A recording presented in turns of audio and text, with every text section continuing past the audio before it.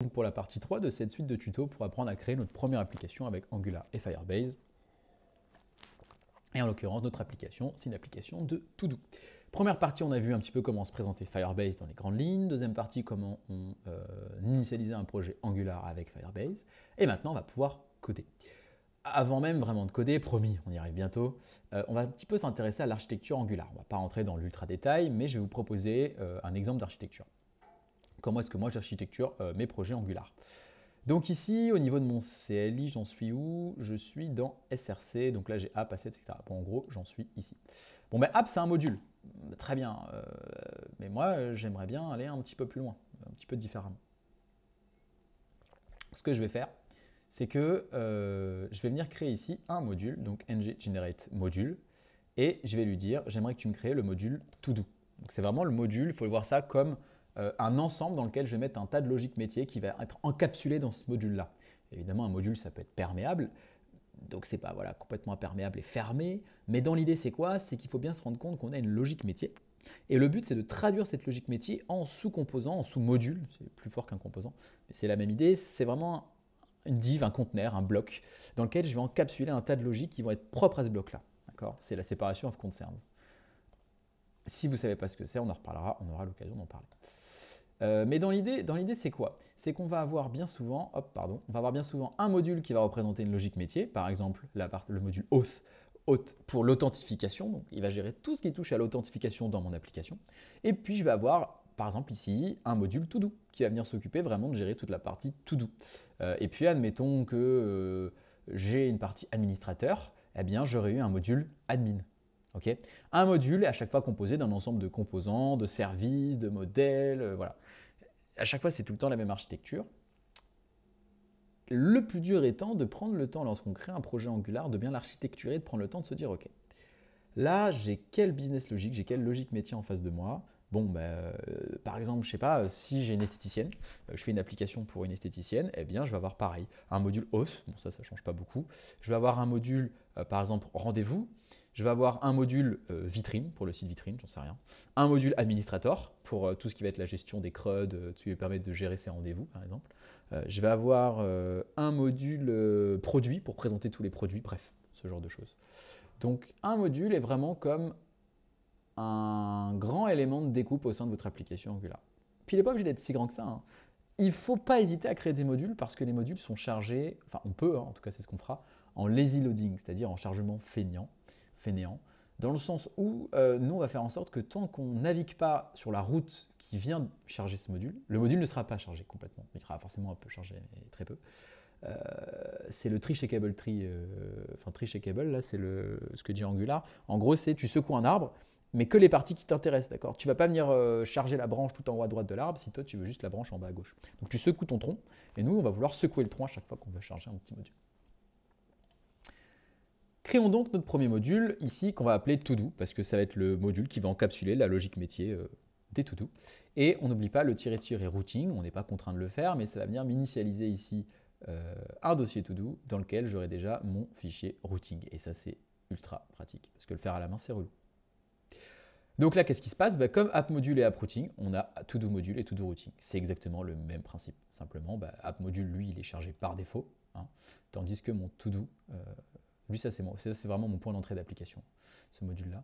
Tandis que mon to-do, lui, eh bien, il va être chargé, mais c'est moi qui vais choisir en lazy loading. Donc, chaque module que je crée, que j'utilise, je l'ai créé de la façon suivante.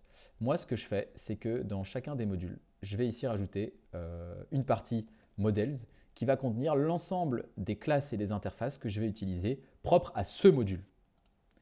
Je vais également venir créer un dossier, alors je le fais dans le terminal en général, je galère un peu là.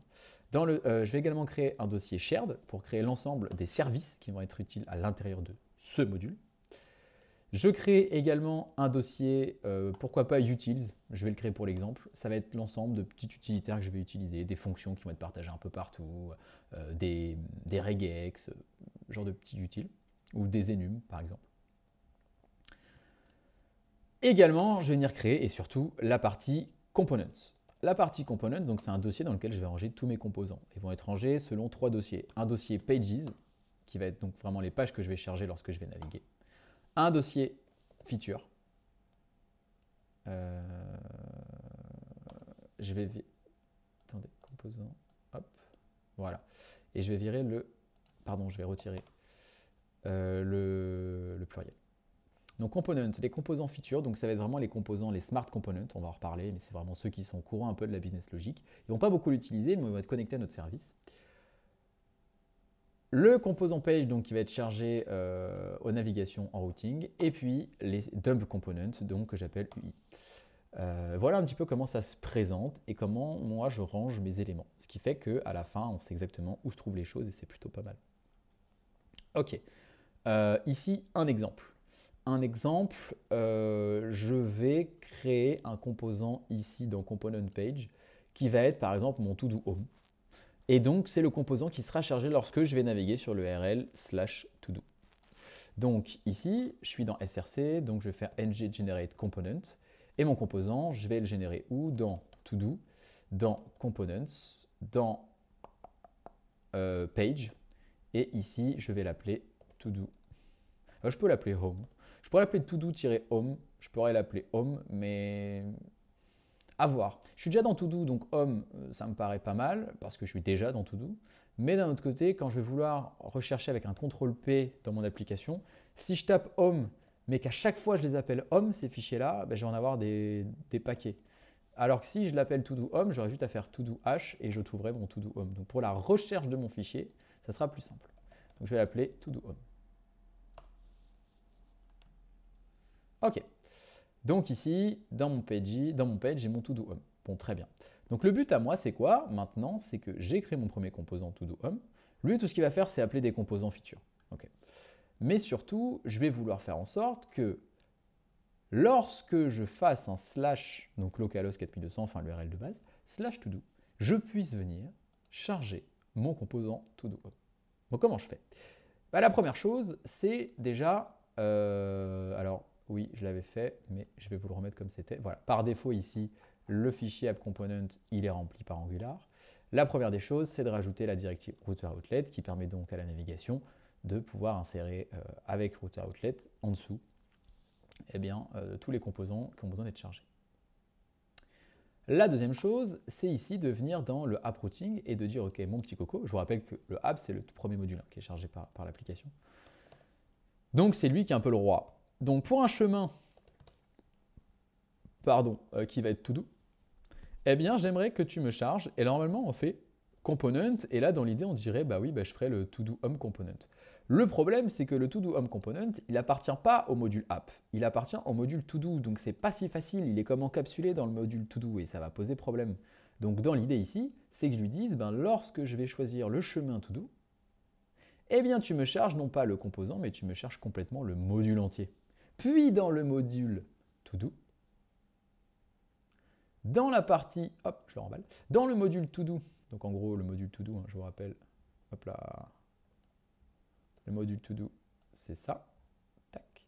Dans le module to-do, je vais vouloir me rendre dans la partie routing module, et dans mon routing module, c'est là où je vais dire tu me charges le composant X. Voilà, c'est un petit peu comme ça. Donc on découpe en fait comme une couche en plus, un layer en plus, une couche supplémentaire. Ça peut paraître un peu long pour démarrer, mais vraiment pour charpenter un site, enfin une application, pour qu'elle soit scalable, c'est vraiment, vraiment important. J'ai pas fait comme ça au début dans mes premières applis, je l'ai regretté. Ok, donc là on va dire quoi? On va dire tu vas me charger les enfants suivants, donc bon bah là on va avoir une arrow fonction. Et je veux que tu me charges quoi? Je veux que tu me charges, alors comment ça se crée déjà? Voilà, c'est ça. Je veux que tu m'importes ici, donc bam bam bam, je viens chercher le chemin relatif vers mon to-do module, donc mon fichier to-do module, et hop, pardon, ces deux points ici. Et j'aimerais qu'une fois que tu me l'as importé, then, donc ensuite, hein, c'est du promise en JavaScript pur, eh bien, une fois que tu m'as importé ce petit module, eh bien, ce module, j'aimerais vraiment que tu viennes me chercher la classe to-do module. Donc en gros, ici, ça vient vraiment lui dire, hop, un petit coup de Prettier. Ici, ça vient vraiment lui dire, ben, pour le chemin to do, tu vas me charger un enfant. Et cet enfant, c'est quoi? Ben, je vais importer to do module et ensuite je te charge. Donc en gros, mon to-do module ne va pas être chargé tant que je ne navigue pas sur la route to-do. Et ça, c'est vachement bien parce que ça permet d'avoir une économie de performance et de chargement qui est absolument géniale. Maintenant, une fois que j'ai fait ça, je vais pouvoir me rendre dans mon petit to-do module et ici dans mon routing module, lui dire ok, au niveau de mes routes ici, toi mon coco, ben, lorsque le chemin est vide, donc il y a déjà slash to-do hein, dans l'URL, donc lorsque le chemin est vide, eh bien tu me rediriges vers quoi? Vers mon to-do home. Et là c'est bon. Donc si je résume, qu'est-ce qui se passe? Ici, dans un premier temps, je vais avoir mon routing habituel dans mon app routing, mon petit chemin slash to-do. Et puis lorsque je fais ça, ça c'est un petit peu inhabituel, je vais venir charger tout un module. Je vais donc venir charger tout ce module, pardon il est là, je vais donc charger tout ce module. Ce module lui-même importe le routing module, comme le module en général qui sont faits. Et lui-même, qu'est-ce qu'il fait? Eh bien ici, il vient décrire un chemin. Et ce chemin, lorsqu'il est vide, donc en gros c'est comme si, de base, hein, pour charger le module, il y a déjà slash to do dans l'URL. Donc en gros c'est localhost 2.4200 slash to do. Donc il y a déjà slash to do. Donc lorsque l'URL est vide, donc en gros lorsqu'il n'y a que slash to do, eh bien je viens charger le composant to do home component. Et lorsque c'est fait, normalement ça marche plutôt pas mal. Je vous propose, hop, on va splitter le terminal. On va se remettre à la racine parce que j'aime bien. Je vous propose de lancer notre petit serveur et de voir ce que ça donne. NGS ou ngserve, hein, qui permet de dire Angular s'il te plaît, lance-moi le serveur. Et il ne veut pas me l'ouvrir directement. Hop, on va aller sur localhost 4200. Donc là, qu'est-ce qui se passe? Rien du tout, puisque par défaut, je n'ai pas du tout précisé de route ici de base. Par contre, si je fais slash to do, je m'attends à voir un to do home works. Pourquoi to do home works? Eh bien, je vais inspecter l'élément. Hein. Toujours bon, ça, d'inspecter l'élément. Hop.